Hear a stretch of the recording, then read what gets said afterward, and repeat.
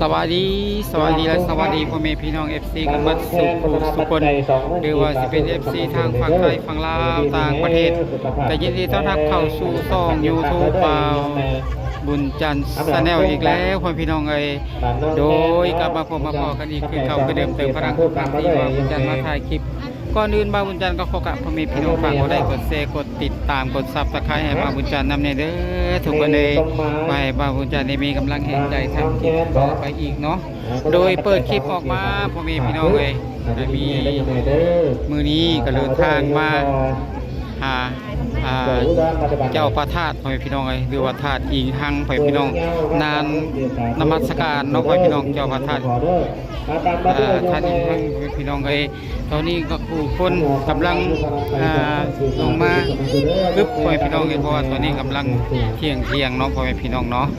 โดยทางมาจากนี้ก็เลาะแล้วเป็นที่เรียบร้อยแล้วพ่อพี่น้องหรือว่าเวียนหรือว่าเวียนเจ้าพระธาตุแล้วพ่อพี่น้องตอนนี้ก็ถ่ายมาในการให้ทางพ่อแม่พี่น้องเขาได้รับชมกันพ่อพี่น้องเพราะว่าจะเป็น FC ทั้งใส่กระแตพ่อพี่น้องนะคะอยากทำบุญมีใจอยากทำบุญพ่อพี่น้องอุทิศเขามาหาทางหลวงพระธาตุอิงหังของเฮาพ่อพี่น้องเนาะคือหลายไปที่ทั่วโลกทั่วประเทศพ่อพี่น้องนับถือเพื่อนพ่อพี่น้องถ้าใครอยากได้ความสำเร็จพ่อพี่น้องทุกคนที่มานี่ก็อยากได้ความสำเร็จพ่อพี่น้องแต่ว่าขอให้อยู่ดีมีเองเนาะทักทายเข้ามาได้พี่น้องตามมาด้วยก็ได้ถ่ายทำมาตามด้วยโยมแม่ไพ่บอกแม่พ่อไม้บอกพี่น้องมาที่บ้านอย่างบอกมันจะซ่องคอนเนาะสมัยเราซ่องเพื่อนดีแต่บัตรซ่องคอนฮะบัตรสักคองเนาะ2 เมืองเกียรติด้วยโยมแม่หลายพ่อแม่พี่น้องเลยโยมแม่ที่เนาะบัตรความสะอาดเนาะ2 เมืองกีบสาธุยินดีมีเหตุเด้อตาเป็นเกียรติยินดีมีเหตุเด้อโยมแม่เด้อจะประกาศแขกตามมาด้วยโยมแม่ตอนบ่ายยังบอกซุ้มบัตรเพื่อเป็นเฮ่ไปเด้อฮะเบิ่งเด้อพ่อแม่พี่น้องบ้านนาโมงแม่อุทุมพรนวัฒนาปัจจัย2 เมืองกีบสาธุเป็นขับนำสู่เด้อตามมาด้วยแม่เมืองบอกเมืองกี้บอกพี่บ้านไหนบ้านสมสะอาดเมืองใส่เพื่อนมี2 เมืองกีบสาธุ25,000 กีบเนาะยุคันขันเย็นเด้อตามมาด้วยไม่ออกนอกซื้ออย่างนอกไทยบ้านไหนบ้านเพื่อนเงาเนาะอันนี้จะเป็นทางเขาทางสอบมาแต่สวรรค์เขตพี่น้องเขาทางนี้เนาะโดยสาธุเป็นคำนำสู่เด้อตามมาด้วยไม่ออกนี่จะเป็นล้านหลังพี่น้องสั่นข้างหลังเนาะคำนองเงินกองน้ำนองแก้วมันดังบัตรโดนสัมภาระพัฒนาปัจจัยทุกวัยพี่น้องสามารถที่จะมาขอพรได้อยู่พี่น้องโบเดืองวัยการทำบุญกุศลพี่น้องการมาแต่บางน้องก็พังเพราะสาธุ2 เมืองเก็บบนคำนำสู่เด้อตามมาด้วยร้านน้อยกำลังน้องมินาจะบันไดเสาหุ่มพี่น้องบันนาละ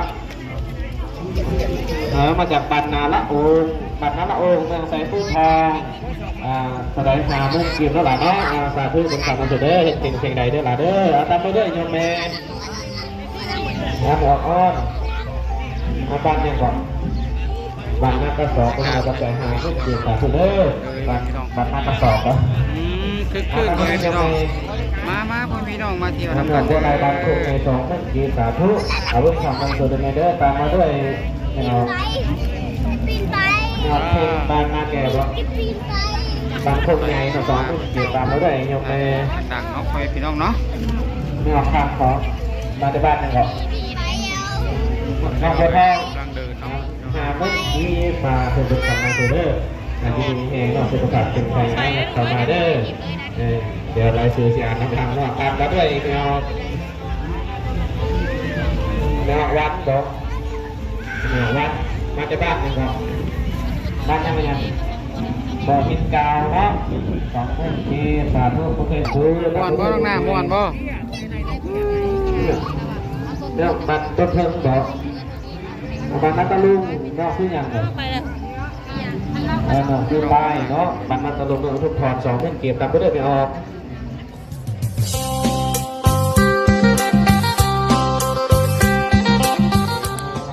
ที่5เนาะเดือนธันวาคมพ่อพี่น้องเอ้ยหรือว่าตรงกับวันเพ็ญเดือน1พ่อพี่น้องเอ้ยโดยตอนนี้ก็ผู้คนกำลังมาพ่อพี่น้องวันนี้มากับน้องหน้ากับครอบครัวพ่อพี่น้องเนี่ยก็มากับป้าเพิ่นพ่อพี่น้องเนาะโดยมากำลังเดินเวียนที่เจ้าพระธาตุหินห้างอยู่พ่อพี่น้องเอ้ยหนักพ่อพี่น้อง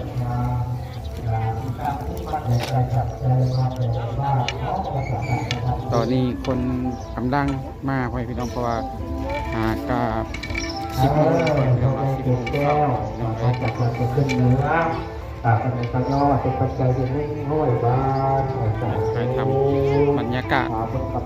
แบบสดๆเลยพ่อพี่น้องมื้อนี้เนาะคนอาจสินานี่พ่อพี่น้องเพราะว่ามันเป็นวันสุดท้ายของงานพ่อพี่น้องเลยวันสุดท้ายของงานเนาะ เขาให้กายของวันโคให้ขายขอให้กายเป็นดีเหมือนกับไฟคนโนสุขขังพักรังเอาสาธุสุดสมโภชนาคุณน้ำจะพาเป็นศรัทธาเนาะอากาศก็เพิ่มเติมใสยังไปสุดต่อฝ่าในเด็กบางวันผมได้ยังนะครับ บรรยากาศคึกคืนแต่เศร้าเลยพ่อพี่น้องเลยมื้อนี้เพราะว่ามันเป็นมื้อสุดท้ายท้ายสุดพ่อพี่น้องปีนี้เนาะโดยก็มีทุกปีพ่อพี่น้องงานเจ้าพระธาตุหินห้างพ่อพี่น้องเลยอยู่ทางบ้านธาตุเมืองไกรสอนพรหมวิหารที่ไหนพ่อพี่น้องเลยอันนี้สิเป็นร้านข้างหน้าพ่อพี่น้องเนาะ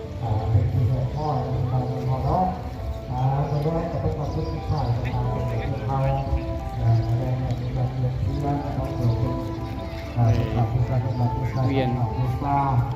เจ้าพระธาตุพ่อพี่น้องเจ้าพระธาตุเป็นก่อนก็ได้2 รอบผ่านมาพ่อพี่น้องเนาะตัวต้องเวียน3 รอบคนละพ่อพี่น้องเลย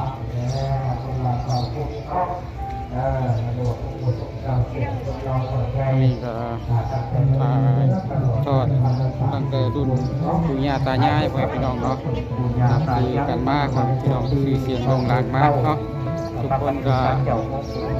นับถือพ่อพี่น้องด้วยว่าสิ่งศักดิ์สิทธิ์แห่งนี้พ่อพี่น้องเลยยามกลางคืนนี่คนแห้งหลายคนนี่พ่อพี่น้องเนาะ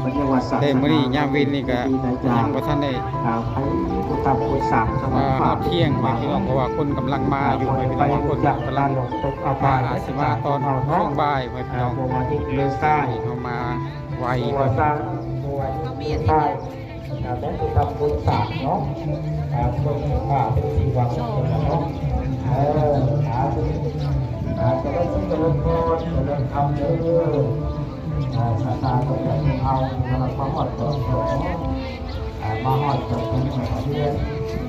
สาข้อเขาเปิดจะไปถูกเทียบจะจะพูดเป็นกุศลเนาะทำแบบที่มันเป็นการสอนใจเป็นบ้า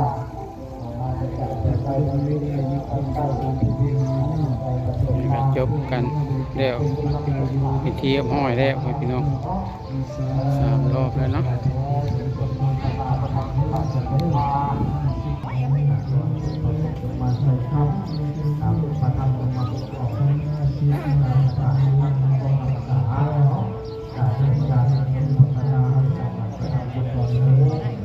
มาขอพรเด้อพี่น้องเลยขอพรนำเจ้าพระธาตุกิ่งห้างพ่อพี่น้องเนาะให้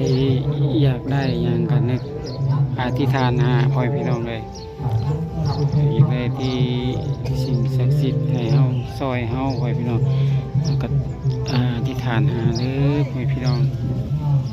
บางคนก็อธิษฐานเนาะ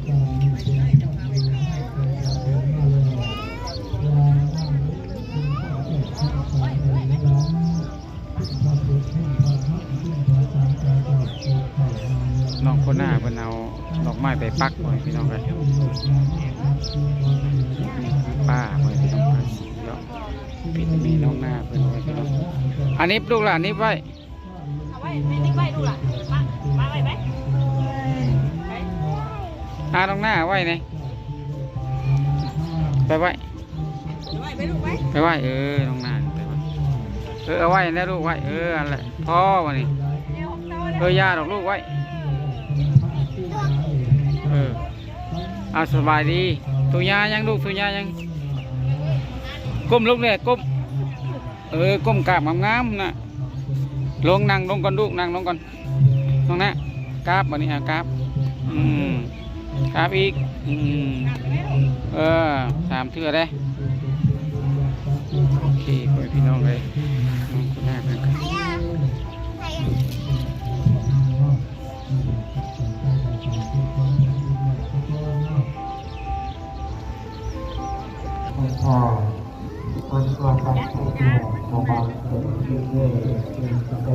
วันนี้เป็นวันสุดท้ายถ่ายสุดปีพี่น้องเลยทุกวันสุดท้ายในงานเนาะปีนี้เนาะโดยลามลายไว้พี่น้องผู้ใดจองพี่น้องผักพี่น้องเลยท่านทางพี่น้องเลย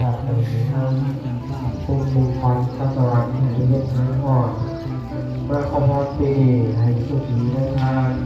ให้เป็นอะไรเป็นข่าวขอวันพอตรวจเนาะบ้านโซนท่าแล้วก็ไปสอนผู้น่าตั้งใจหาที่พันอยู่สาธุหน่อยประกอบกับซื้อดีมาเด้พ่อแม่พี่น้องFC หรือว่าสิเป็นฝั่งไทยฝั่งลาวก็ดีเนาะถ้าพ่อแม่พี่น้องอยากมาเนาะก็มาได้เด้อพ่อแม่พี่น้องเลยมาเที่ยวมาชมได้เด้อมาขอพรหรือว่ามาไหว้พระสุขภาพแข็งแรงเนาะหรือว่าขอหลายสิ่งหลายอย่างพ่อพี่น้องเลยหรือว่าอยากขอความสำเร็จพ่อพี่น้องเนาะถ้ามาได้พ่อพี่น้องสิ่งศักดิ์สิทธิ์แห่งนี้ที่ช่วยเฮาได้พ่อพี่น้องเลยเนาะมาแต่มาบุญพรเนาะมานากันซ้อได้โมทนาปัจจัย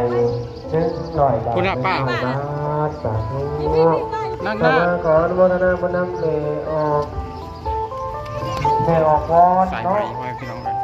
มานากันซ้อบอกเดือน6 เดือนเหมือนเนาะได้โมทนาปัจจัย20,000 กีบ 20,000 กีบสาธุก่อยประกับนำสู่เด้อมีความสุขความเจริญสิไปทางทางใต้ทางไกลบริจาคเด้อพ่อพี่น้องบริจาคต่อยอดเนาะน้องทำกบนางเงาเด้อ